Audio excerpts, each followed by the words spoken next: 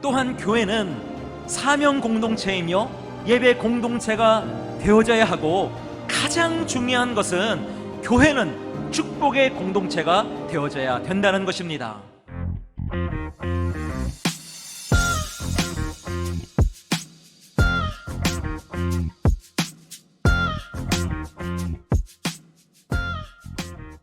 오늘 본문은 어린아이들을 안수하시고 축복하시는 예수님의 이야기입니다. 하지만 계속해서 예수님께서 언급하시는 내용이 있는데요, 그것은 바로 하나님 나라입니다.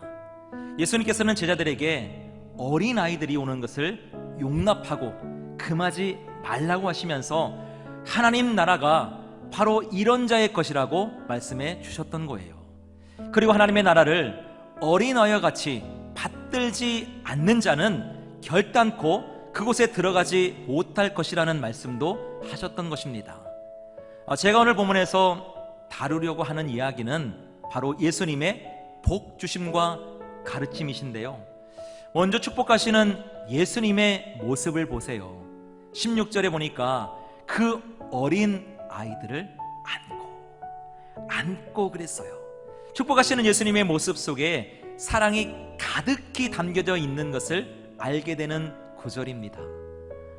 예수님은 사랑하는 마음으로 이 어린 아이들을 축복하시고 더욱이 안수하시고 축복해 주셨다는 것이요, 이것은 하나님의 권위를 가지고 하나님의 이름으로 축복하신 것입니다. 그렇습니다. 여러분, 우리의 자녀들은 축복을 받아야 할 소중한 존재라는 거예요. 왜냐하면 자녀는 하나님의 선물이고 하나님의 작품이고 하나님의 자녀이기 때문에 그렇다는 것입니다. 이제 그 자녀들이 이 땅에 살면서 축복을 받아야 할 곳이 있는데요, 먼저 가정에서 거룩한 축복을 받아야 합니다.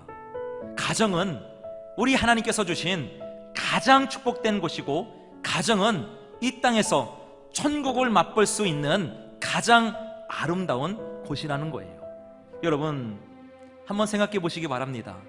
가정에서 축복받지 못하는 자녀들이 어디에 가서 과연 축복을 받을 수가 있겠습니까? 여러분들의 자녀를 가장 사랑하는 사람이 누구 있겠습니까? 바로 부모된 여러분들이지 않겠습니까? 그러므로 자녀를 축복하십시오. 축복하시기 바랍니다. 가정에서 여러분들의 자녀들을 축복받는 자녀들로 양육하시기를 간절히 축원합니다. 그리고 자녀들이 교회에서 축복을 받아야 돼요. 성경은 주의 성전의 뜰을 밟는 자마다 복이 있으리로다, 이렇게 분명하게 말씀해 주셨습니다. 누구든지 교회에 나오면 하나님의 은혜와 복을 받고 누리게 된다는 거예요. 그래서 교회는 사랑의 공동체가 되어야 하고 은혜의 공동체가 되어져야 된다는 겁니다. 또한 교회는 사명 공동체이고 예배 공동체라는 사실이에요. 무엇보다도 가장 중요한 것은요, 교회는 축복된 공동체가 되어져야 된다는 것입니다. 그러므로 참사랑교회 어린이들을 마음껏 축복해 주시기를 바랍니다.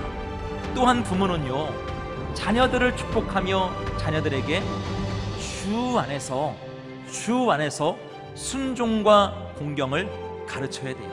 순종은 외적 행동이고 반면에 공경은 내적 자세인 겁니다.